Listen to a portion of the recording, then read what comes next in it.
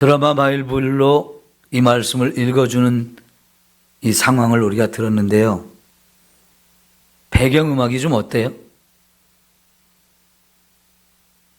좀 뭔가 심각한 상황을 느끼게 하는 배경음악이지 않아요? 왜 그런 것 같습니까?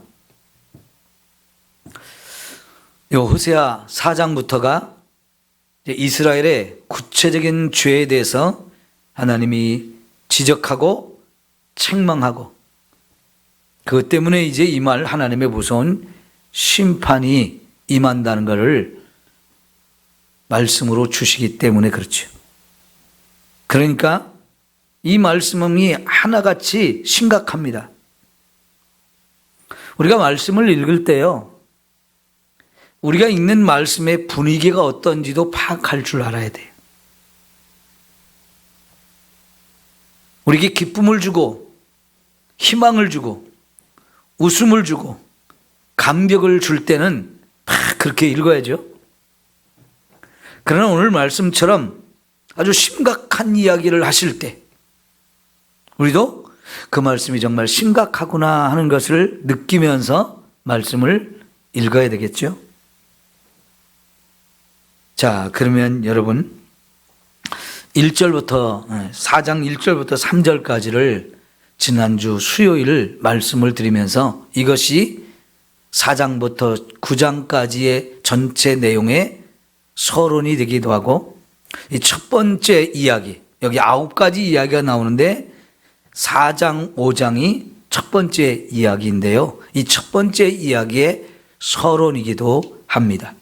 그래서 하나님께서는 지금 이스라엘에게 정말 중요한 것이 있어야 되는데 그 중요한 것은 없고 그거 없는 자리에 아주 심각한 죄악들이 가득 차고 넘친다는 얘기를 하십니다. 뭐가 있어야 된다는 겁니다. 진실론, 진실이 있어야 되고 인애가 있어야 되고 여호와를 아는 지식이 있어야 한다는 겁니다. 그런데 이것은 다 없어졌어요. 그것이 없어지면 그 자리를 뭐가 차고 들어오느냐? 저주, 속임, 살인, 도둑질, 간음, 그로 인해서 계속 피 흘리는 사람들, 피를 흘리며 죽어가는 사람들이 지금 차고 넘치는 상황이 된 겁니다. 여러분, 이 진실과 인애, 이거는 하나님이 우리에게 주시는 거예요. 하나님의 백성들이 이 땅에 살면서 하나님을 믿기 때문에 진실을 해야 되고 하나님을 믿기 때문에 사랑하면서 살아야 되는 거지요. 그러니까 이 진실과 인애는 하나님 믿는 사람들이 보여줘야 하는 거고 하나님 믿는 사람들이 사는 세상 속에 그것이 있어야 돼요. 그런데 하나님의 백성들, 하나님의 세운 나라인데 이 진실도 없고 인애도 없대요. 왜 그럴까요? 하나님을 알지 못하기 때문에 그렇게 된 겁니다. 하나님을 알면 당연히 하나님을 믿는 사람들은 진리의 말씀을 따라가지요. 그러면서 거짓을 버립니다. 말할 때도 진실을 말합니다.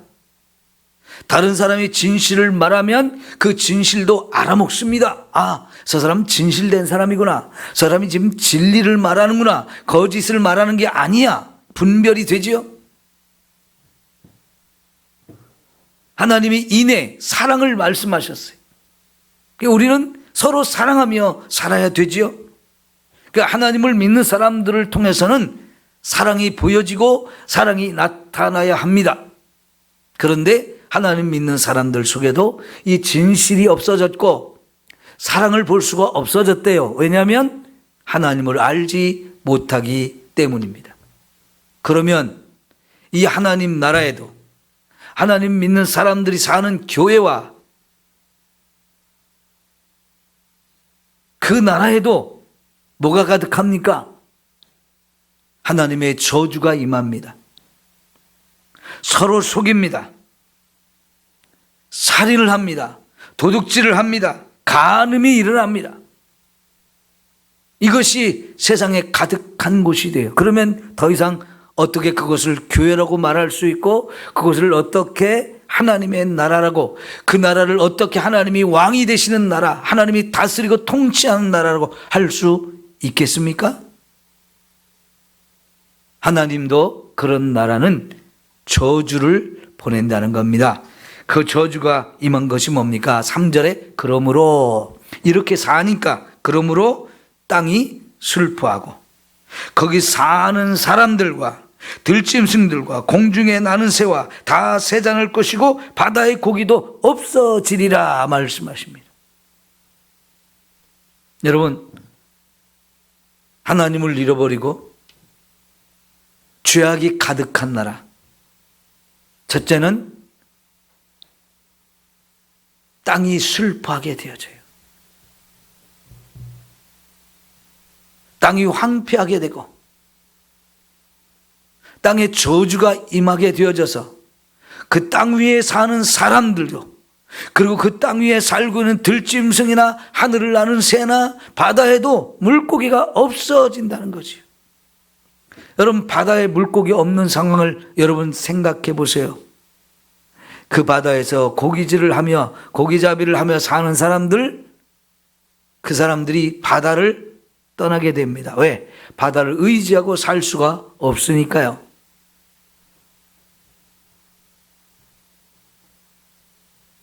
예전에 저 안산 밑에 시화호라는 곳이 있어요. 시화호도 여기 군산처럼 새만금을 막듯이 시화호에 바다를 막아가지고 호수를 만들고 바닷가 가운데 길을 내가지고 대부도와 이 안산시가 연결이 됐어요. 그런데 문제는 그 바다를 막으면서 그 바닷물을 유통을 안 시켰어요. 그러니까 여러분, 어떤 일이 벌어진지 아십니까? 시화호라고 하는 이 호수가 안산시 그쪽에서 공단이 많거든요. 거기에 공해를 배출하는 공장이 많았어요. 염색하는 공장도 많았고요. 그러다 보니까요, 거기서 온갖 악한 폐수들이 시화호로 마구 구들러 들어오니까요, 시화호가 갑자기 다 썩어버렸어요. 근데 그 호수가 엄청 크거든요. 그런데 여러분, 썩으니까 그게 어떻게 됐어요?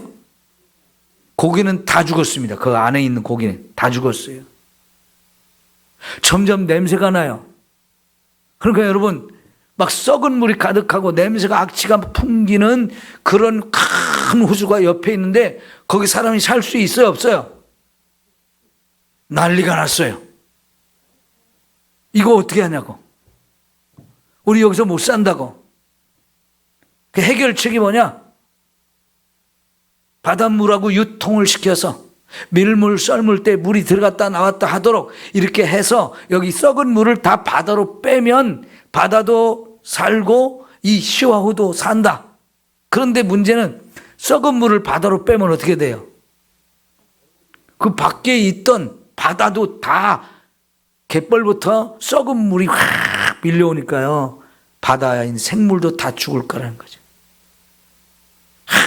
한참 반대하는 사람, 찬성하는 사람 싸웠어요. 그러다가 싸우면서 중에 계속 썩어가니까 어쩔 수 없어서 열어야 됩니다 해서 열었거든요. 바닷물이 들어갔다 나왔다 하면서 시화호는 물이 깨끗해졌어요. 문제는 그 어마어마한 썩은 물이 바다로 흘러나오면서 그 부근에 있는 어마어마한 갯벌이 다 죽어버렸어요. 거기 사는 조개류, 갯벌 속에 사는 수많은 것들 있죠.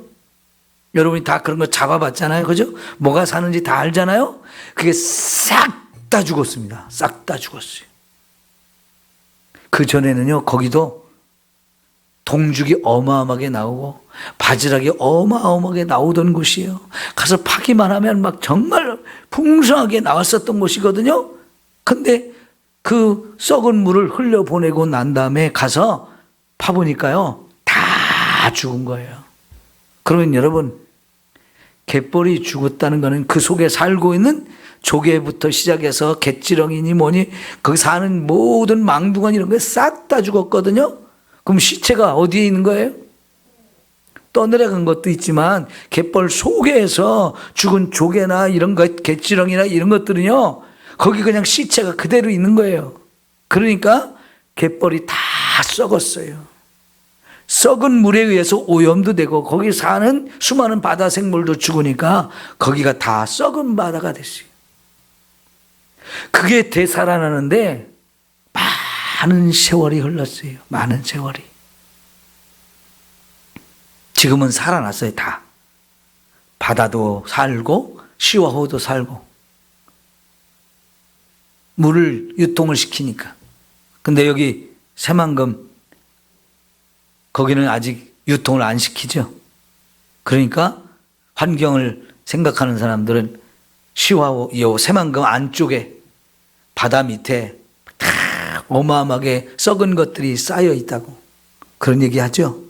여기도 빨리 물을 유통시켜야 한다고 그러는데 농어촌공사 사람들은 이걸 유통을 안 시킨다고 하고 환경단체들은 유통시켜야 된다고 아직도 싸우는데 얼마만큼 썩어야 이걸 유통시킬지, 그리고 유통시키고 나면 그때 그 앞에 있는 바다, 갯벌 얼마나 다 죽어가지고 얼마나 그걸 되살리려면 또 많은 시간을 보내야 되고 수많은 자연이 파괴가 될지 참 안타까워요.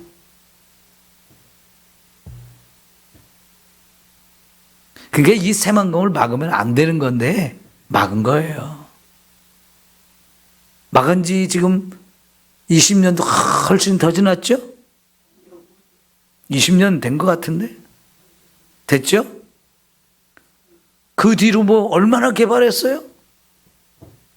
앞으로 저기다 얼마나 더 돈을 쏟아부어야 뭐 공장도 생기고 도시도 생기고 그럴까요? 여러분 살아생전에 그게 될까? 뭐 이재명도 김문수도 여기 와서 해주겠다고 또 떠들 거예요. 대통령 선거 지금 하니까 그만 좀 믿으세요.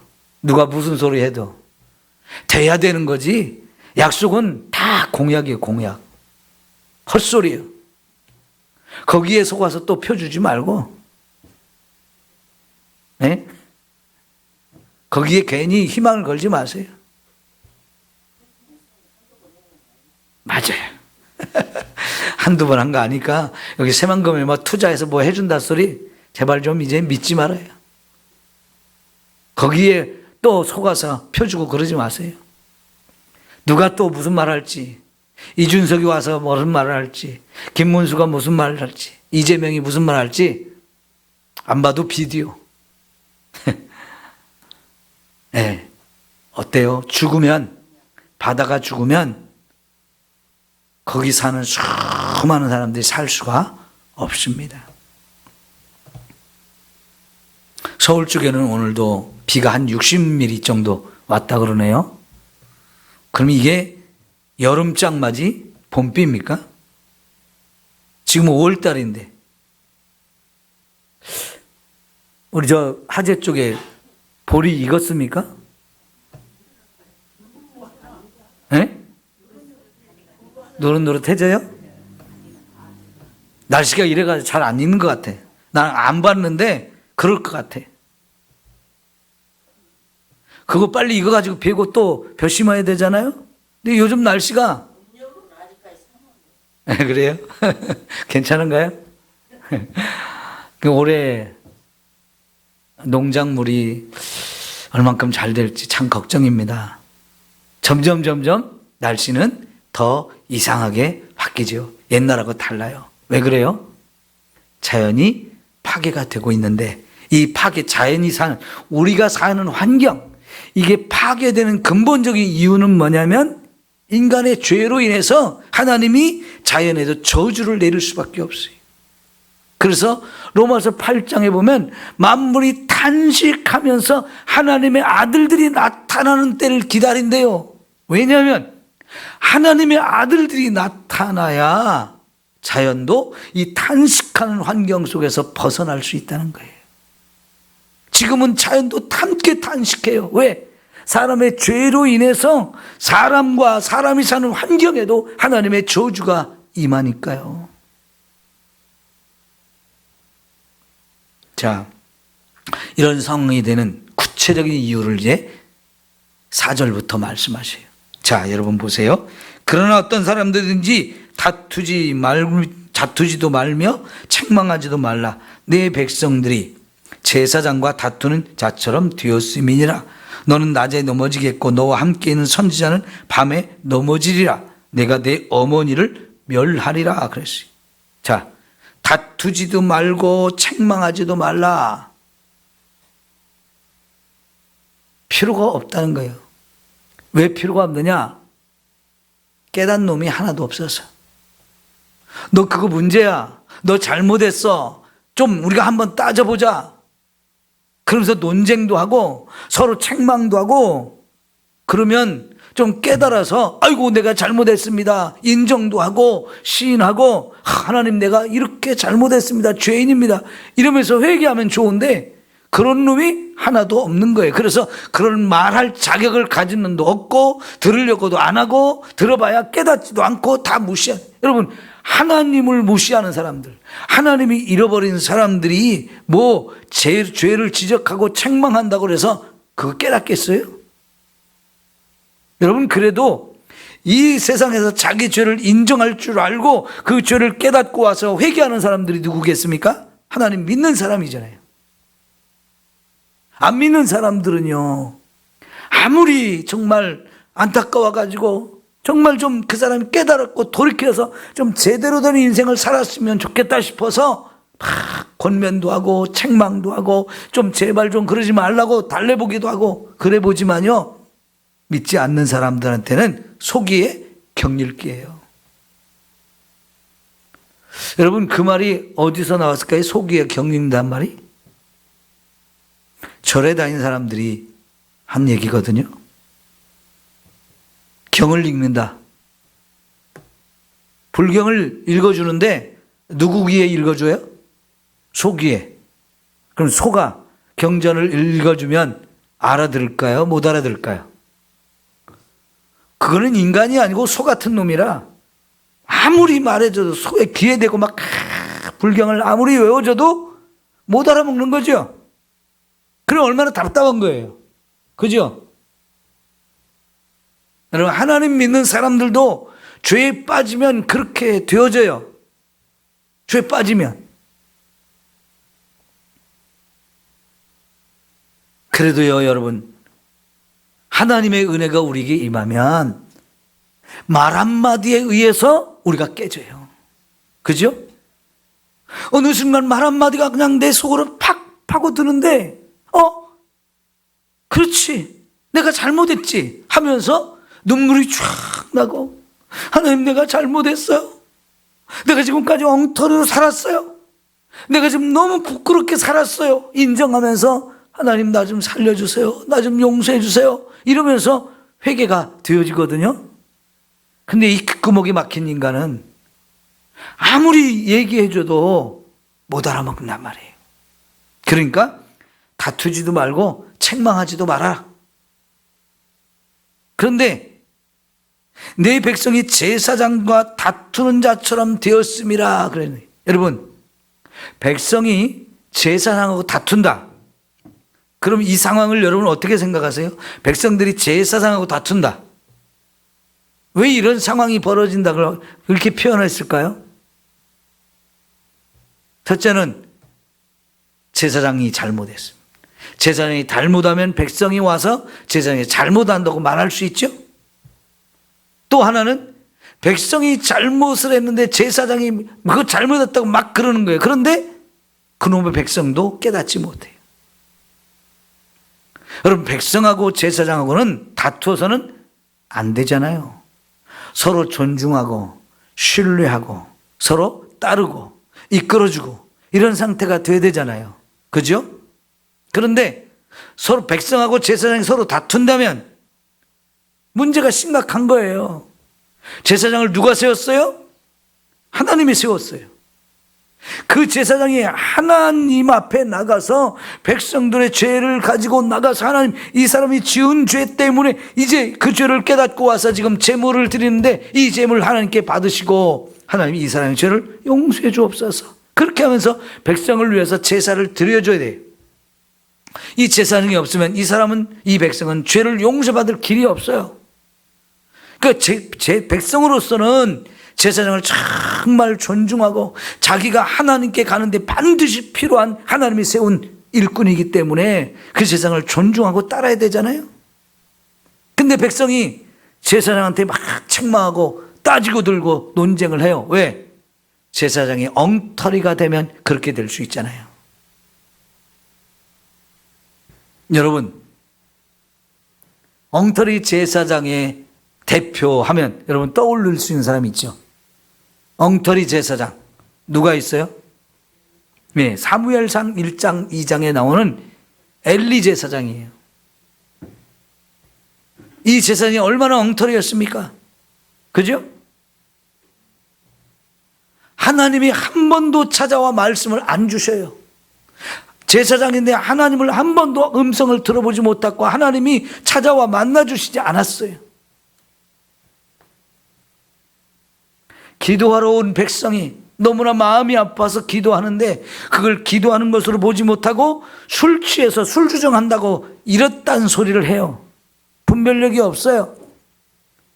아들들 둘이 있어. 두 놈이 지금 제사장으로 아버지를 지금 이어서 계속 하고 있는데 이 두 아들이 엉터리 짓을 하잖아요. 성전에서 수종드는 여인들을 거기서 음란하게 겁탈을 해서 간통을 하고 하나님 앞에 제사의 제물을 백성들이 가져오면 지들이 먼저 먹겠다고 뺏어가잖아요. 이런 엉터리 자식들을 아버지가 책망해서 똑바로 정신 차리고 하게 해야 되는데 말은 하기는 하는데 아들놈들도 말을 안 듣고 계속 죄를 범하는데 아버지가 그걸 깨우쳐주지 못하고 그거를 어떻게 하지를 못하고 그냥 하도록 내버려 두잖아요. 하나님이 결국 이런 제사장 세운 걸 하나님이 후회도 하시면서 이 집의 가문을 완전히 문을 닫아버리겠다고. 솔로몬 어린 아이를 통해, 아니 사무엘 어린 아이를 통해서 하나님이 그런 음성을 들려줘도 본인도 깨닫지 못하고 자식들도 깨닫지 못하게 해서 결국 사무엘을 통해서 하신 말씀 그대로 그 집에 임해서 완전히 멸문지화가 되잖아요. 그죠? 집안이 완전히 망하고 후손들도 다 망하게 만들었어요.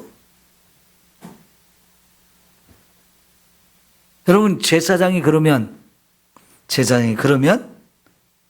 백성들도 마찬가지가 되는 거예요.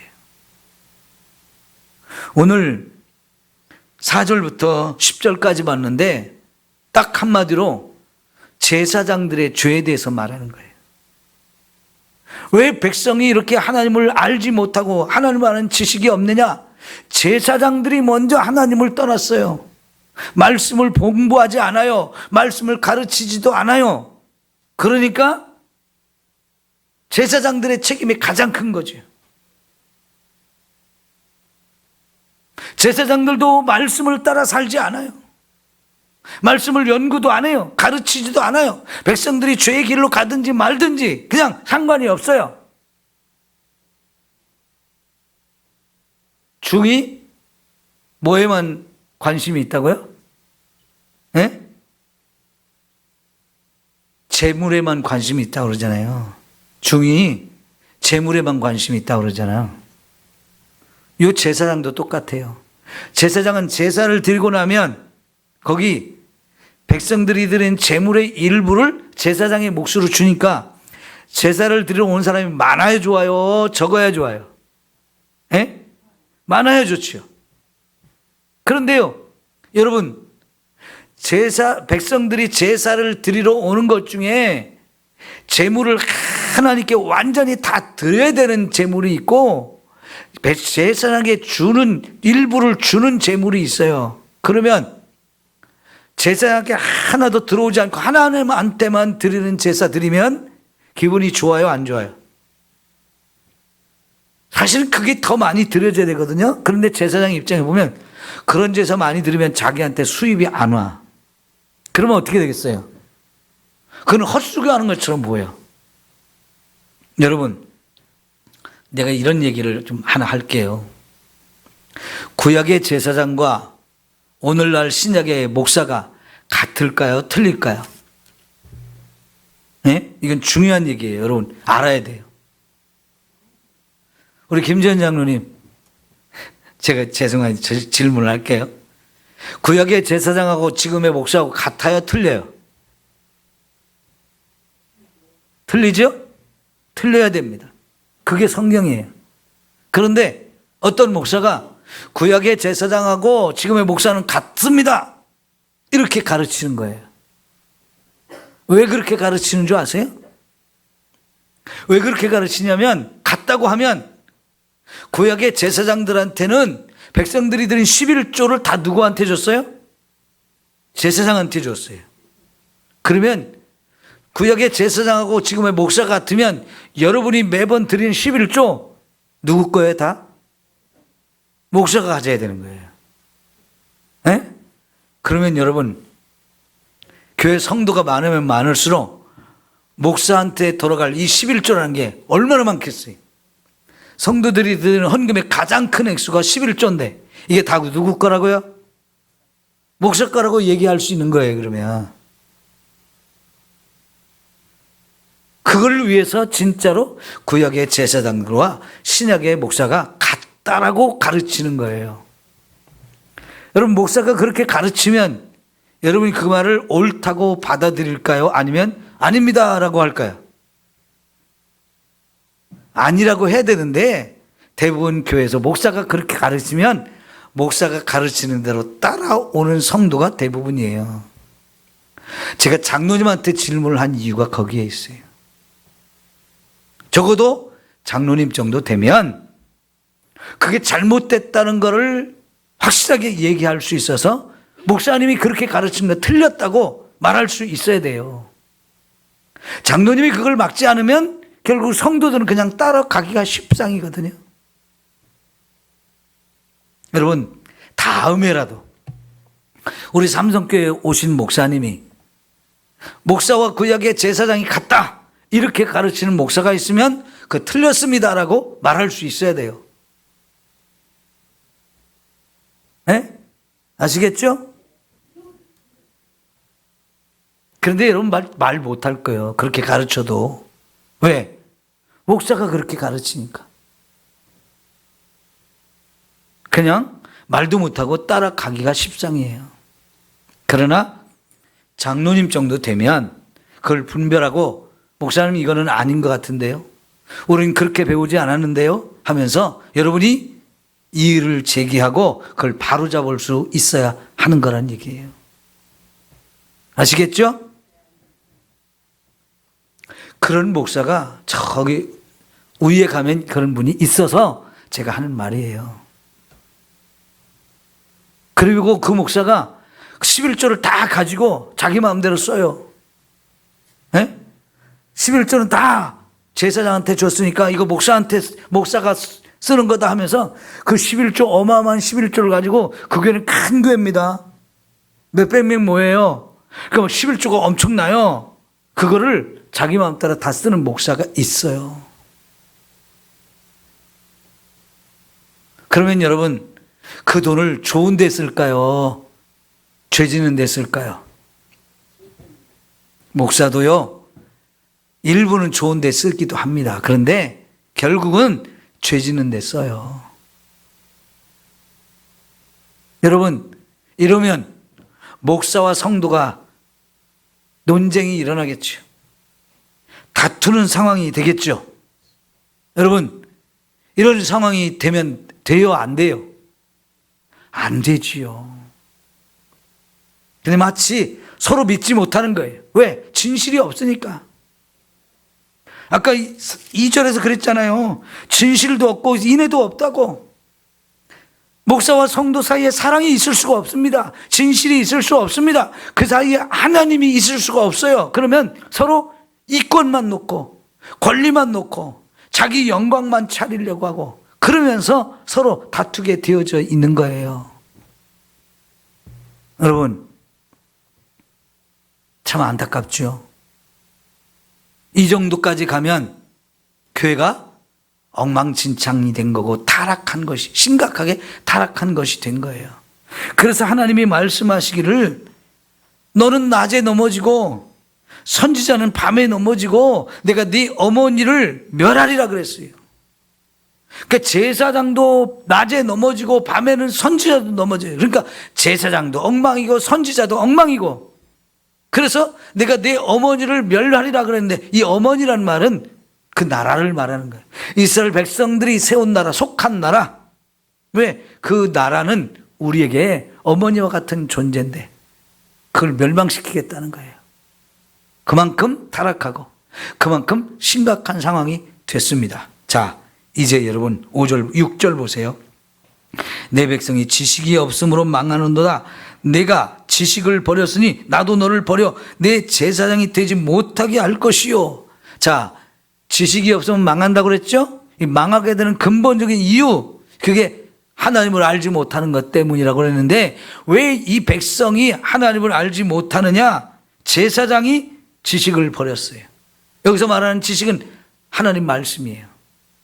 하나님 말씀을 알아야 그 말씀 속에서 하나님도 알고 하나님의 뜻도 알고 이러면서 순종할 수 있는데요, 제사장들이 하나님의 말씀을 버리니까 하나님을 잊어버린 거예요. 제사장이 그렇게 됐으면 당연히 백성들도 그렇게 되는 거죠. 근데 그 책임은 누가 제일 큰 거예요? 제사장이 제일 큰 거예요. 왜?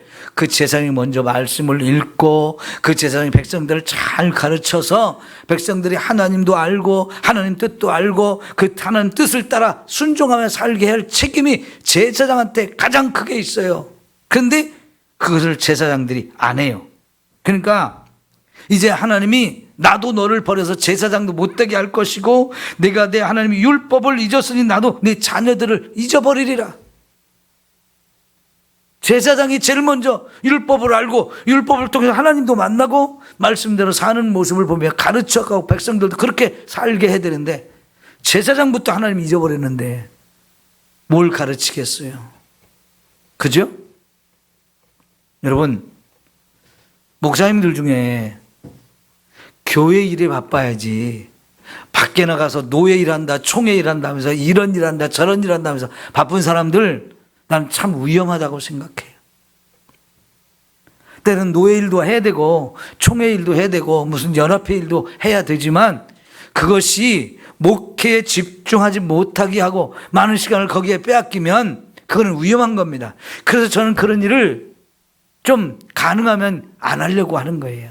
최소한도로 해야 될 것만 하지 막 시간을 자꾸 거기에 빼앗기면서 목회가 소홀하게 되는 거, 저는 그런 걸 원치 않아요. 그건 잘못된 일이라고 생각해요. 맞습니다. 여러분, 저도 노회장 되고 싶은 욕심 있을까요? 없을까요? 나도 기회가 되면 총회장 하고 싶을까요? 안 할까요? 없을까요? 다 있어요. 그런데 여러분, 내가 적어도 노회장이라도 하려면, 총회장이라도 하려면 승합차 타고 가면서 그렇게 할 것 같아요?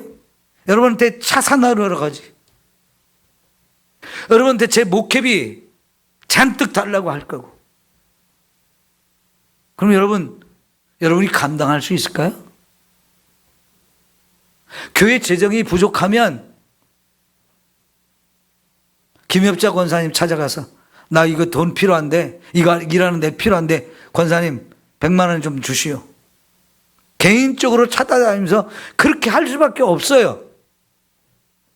그러려면 여러분, 제가 여러분을 좀 사탕발림을 해가지고 여러분 살살 엉덩이 두드려두면서 그렇게 돈 빼야 될 거 아니에요. 그럼 목사가 얼마나 비굴해지고 여러분 듣기 좋은 소리만 하고 얼마나 그럴까요? 말씀은 간 곳 없고 변질될 수밖에 없는 거예요. 어디 돈 생길 데가 없을까? 자꾸 눈이나 굴리고 머리나 굴리고 그러면 어떻게 되겠어요? 예? 여러분, 제가 그런 목사가 되지 않도록 여러분이 기도해 주셔야 돼요. 저를 지켜주셔야 돼요. 어느 목사님이 그런 얘기를 한 걸 들었어요. 탐욕이 나를 참 너무 괴롭혀가지고 나 평생 이 탐욕과 싸우느라고 힘들다고. 목사지만 여러분, 물질에 대한 욕심이 없을까요? 목사도 자식 키우면서 학원 보내고 싶고 좋은 대학 보내고 싶어가지고 막 뒷받침해주고 투자하고 싶은 마음 있겠어요? 없었겠어요? 근데 저는 목회하면서 우리 아이들 학원 거의 보내지 못했어요. 어떤 때는 미술 학원 하는 집사님이 우리 애들 오면 미술 좀 지도해 주겠다고 몇 달 다녀보기도 하고, 어떤 때는 피아노 아이들 가르치는 집사님이 우리 아이들 보내주면 피아노 가르쳐 주겠다고 몇 달 보내기도 하고, 어떤 분은 우리 교회 성도도 아닌데 목사님 아들, 딸 우리 학원 보내주면 제가 영어하고 수학 가르쳐 주겠다 해서 좀 보내보기도 했는데요. 우리가 돈을 들여서 학원 보내는 거 몇 번은 했어요. 근데 계속은 할 수가 없어서 못했어요. 여러분, 목사인데 이왕이면 내 자식이, 목사 아들, 딸이 좋은 대학교 가면 하는 축복했다는 말 사람들이 막 할 거 아니에요. 그럼 얼마나 듣기 좋아요? 나도 그렇게 하고 싶은 마음, 그 뒷받침해 주고 싶은 마음이 왜 없겠어요? 근데 저는 목회하면서 그런 욕심하고 싸우느라고 많이 힘들었어요. 그거 못 보내줄 때마다 우리 아이들이 학원 안 가고 그냥 집에서 놀 때, 물론 지들 나름대로 공부는 하지만 그래도 학원 보내주면 성적도 더 잘 올라갈 텐데 뒷받침 못 해주는 이 아버지의 그 마음으로 막 속상하고 괴롭고, 그래서 하나님, 제가 뒤에 이렇게 학원 못 보내주는 대신 하나님이 우리 아이들 책임져 주세요. 더 눈물로 기도할 수밖에 없었거든요.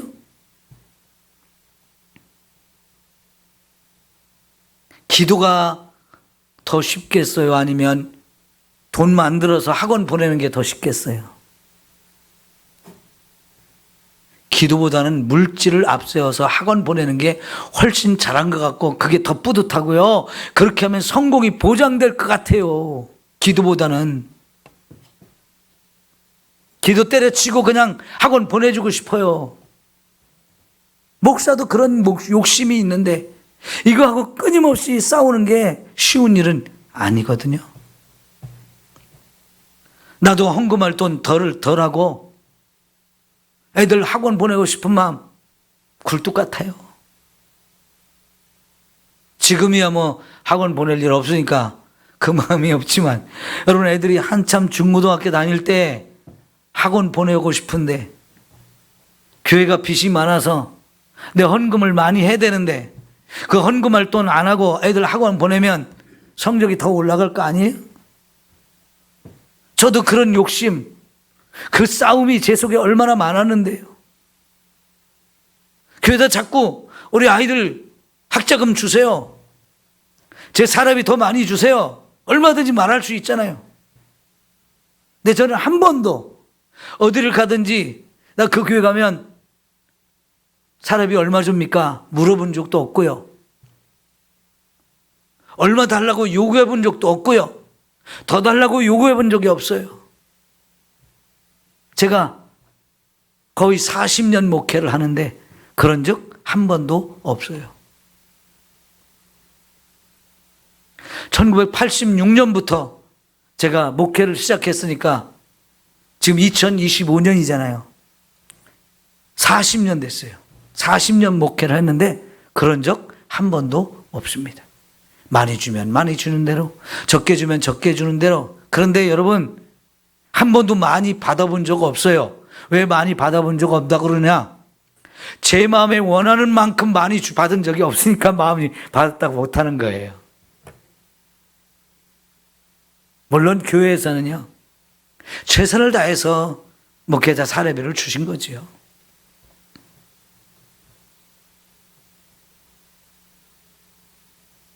그래도 지금까지 하나님이 다 여기까지 인도해 주셨잖아요.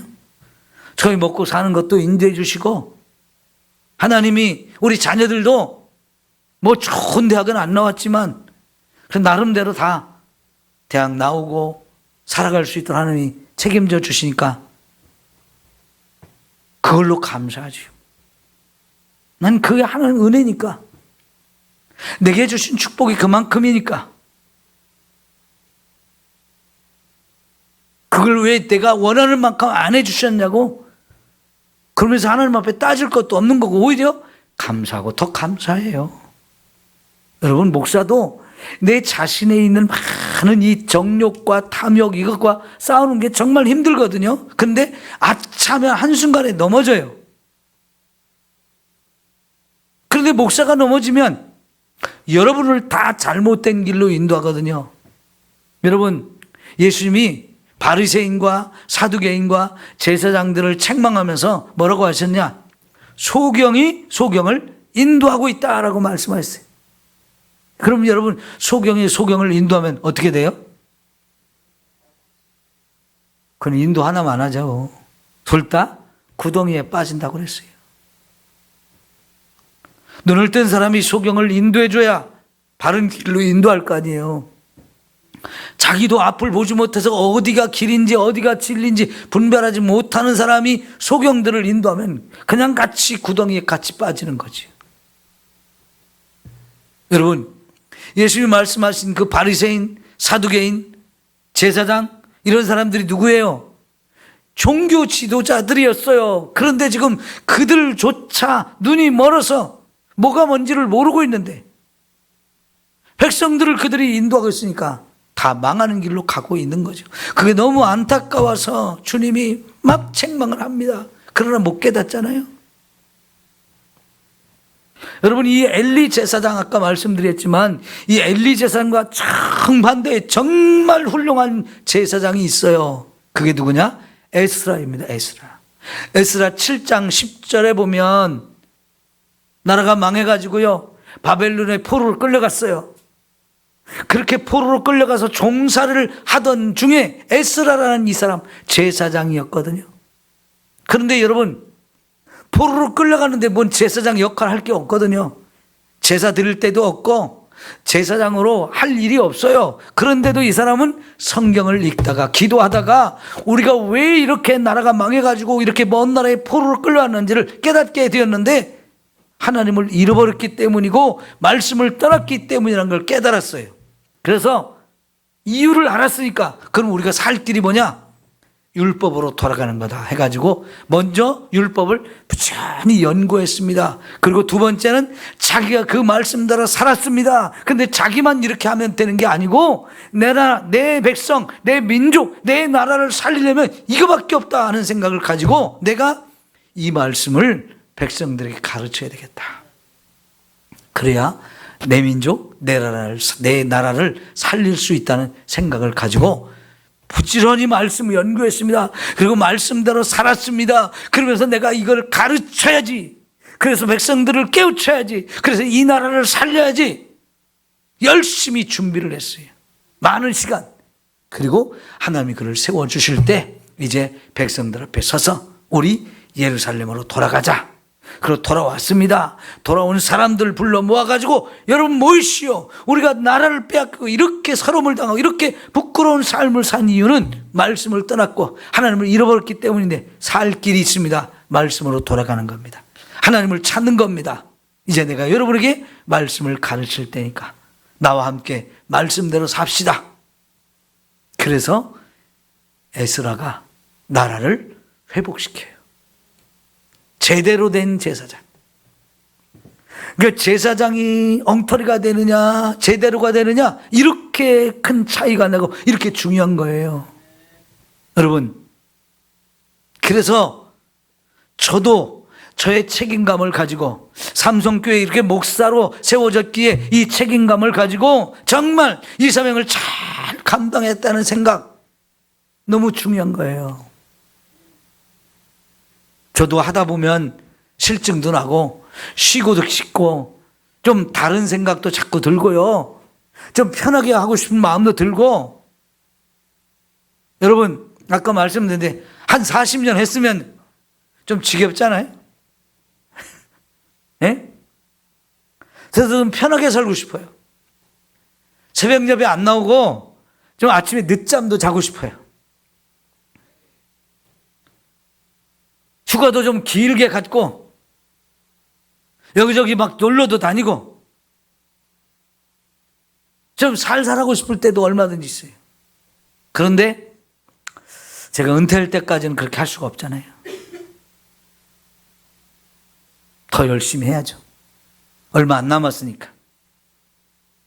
그러려면 저도 정신을 차려야 되지만 여러분이 정말 저를 위해서 기도를 많이 해 주셔야 돼요.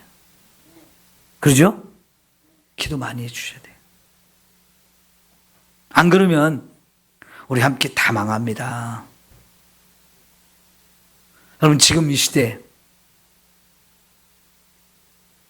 제대로 가는 목사님들도 많이 있지만 잘못 가고 있는 목사님들도 많아요. 그래서 정말 이 말씀들이 너무너무 중요한 거예요. 이스라엘 백성들이 심각한 문제를 말씀하시면서 제일 그 책임이 누구한테 있느냐? 제사장한테 제일 큰 책임이 있기 때문에 그가 종교 지도자이고 하나님 앞에 백성들이 제사를 드려야 되고 또 그들이 하나님 말씀을 잘 가르쳐서 이 백성들이 하나님 말씀대로 살아가는 사람들이 되게 할 책임이 제사장들이 있기 때문에 근데 일을 잘 못해가지고 지금 온 나라가 다 망하는 길로 가고 있는데 제사장들을 먼저 호세아 선지자를 통해서 책망하시는 거예요. 여러분 7절 볼까요? 그들은 번성할수록 내게 범죄하니 내가 그들의 영화를 변하여 욕이 되게 하리라. 그들이 내 백성들의 속죄 제물을 먹고 그 마음을 그들의 죄악에 두는도다. 여러분 제사장들이 번성해지고 제사장들이 부자가 됩니다. 그러면 그럴수록 범죄도 더 많아지더라는 거예요. 여러분 8절에 백성들의 속죄 제물을 먹으면서도 그 마음에는 죄악으로 달려가고 있다는 거예요. 얼마나 이게 속죄 제물이 뭐예요? 죄를 지은 사람이 죄 용서받기 위해서 제사장한테 제물 가지고 와가지고 이 제사를 드려서 내 죄를 용서받게 해주세요. 근데 그 제물의 일부는 하나님께 드리고 그 제물의 일부는 제사장이 먹어요. 죄를 감당해야 되는 거거든요, 제사장이. 그런데요, 재물이 들어온 것만 좋아요. 내 몫이 들어오는 것만 좋아요. 그리고는 마음은 또 나는 죄의 길로 달려가고 있어요. 얼마나 무서운지 하나님이 다 보고 계신 거죠. 즉 백성들은 이런 거 모르지요. 백성들은 이런 죄를 모를 수도 있어요. 그러나 하나님을 다 보고 계시면서 말씀하잖아요. 그러니까 지금 제사장들이 그 영화로운 모습이 변화해서 다 욕이 되게 할 것이고 장차는 백성이나 제사장이나 동일함이라 다를 게 없다는 거예요. 거룩한 모습이 다 없어졌다는 거예요. 내가 그들의 행실대로 벌하여 그들의 행위대로 갚으리라. 하나님이 그 죄에 대해서 다 갚아주신다는 겁니다. 그래서 그들이 먹어도 배부르지 아니하고 음행하여도 수요가 늘지 못하니 그는 여호와를 버리고 따르지 아니하였음이라 그랬습니다. 아무리 배부르게 내가 막 움켜쥐고 많이 가지려고 하고 자꾸 싸놓고 하는데 이게 내 것이 안 되고 다 그냥 새 나가요. 남아있지 않아요. 음행하여도 수가 늘어나지 못한다고 그러는데 이건 뭐냐면 바알을 섬기는 이유가 뭐냐면 농산물이 풍성해지고 자식이 많아지는 걸 말하는 거거든요. 그런데 그것은 영적으로도 가늠한 거고 실제로 육체적으로도 가늠한 일인데요. 그렇게 해서 숫자가 늘어나느냐? 아니라는 겁니다. 이들이 이렇게 여호와를 버리고 떠나갔기에 하나님이 무서운 진노와 심판을 하신다는 거예요. 여러분, 저나 여러분이나 함께 정신 차립시다. 제사장이 이렇게 타락하는데 백성들도 같이 타락하는 거예요. 제가 하나님 말씀을 조금이라도 잘못 가르치면 여러분이 그걸 그냥 따라가기가 너무 쉬운 거예요. 목사가 정말 그래서 중요한 겁니다. 말씀을 제대로 가르치는 게 중요한 거예요. 때로는 여러분이 목사님은 왜 그렇게 자꾸 말씀을 자꾸 더 자세히 가르치려고 하느냐, 그래서 설교가 길어지느냐, 지루하다, 졸리다, 그럴 수 있어요. 그렇지만요, 제가 여러분 웃기는 얘기하고 세상 얘기 자꾸 하고 그러다 보면 말씀 가르치는 시간이 점점 줄어들고 그냥 대충 넘어가게 되면 그만큼 우리는 말씀과 상관없는 사람이 되고 하나님을 잃어버린 자가 되어져요. 말씀 하나라도 더 제대로 깨달으려고 우리가 함께 노력하지 않으면 말씀은 버리는 자가 되고 하나님 잃어버린 자가 되고 하나님과 상관없는 신앙생활을 해요. 그건 엉터리로요. 그건 망하는 길이에요.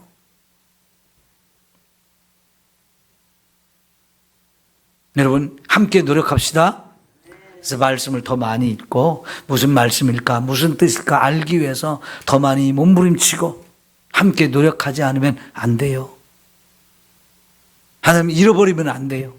하나님이 인정하지 않고 너는 정말 이러이러한 죄를 졌다 하면서 그것 때문에 내가 너에게 벌을 내리고 심판하고 저주와 재앙을 내릴 수밖에 없다. 이 상황이 되면 끝이잖아요. 헛수고하는 거잖아요. 그렇게 되지 않도록 서로 깨어나야 돼요. 정신 바짝 차려야 돼요. 여러분이 가끔 그래요. 아유 목사님 바쁜데 우리 집 신방 안 오셔도 돼요. 제발 그런 소리 하지 마세요. 목사가 뭔 일로 바빠요? 성도들 돌보는 일로 바빠야 되고 말씀 읽고 연구하는데 설교 준비하는데 바빠야지. 다른 일로 바빠서는 소용없어요. 여러분 집에 내가 신방 가야 되면 가야 되는 거예요. 아, 목사님 바쁜데 오지 마세요. 그래 놓고는 또 우리 목사님은 내가 힘든데 안 온다고 그러지 마시고, 예? 그냥 제가 신방 가면 가야 되겠다 그러면 아유 목사님 감사합니다. 와서 기도해 주세요. 말씀 주세요. 제가 그 말씀 붙들고 일어나겠습니다. 그렇게 하시면 저는 더 힘나요.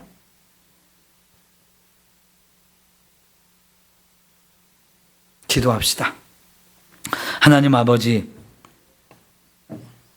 종교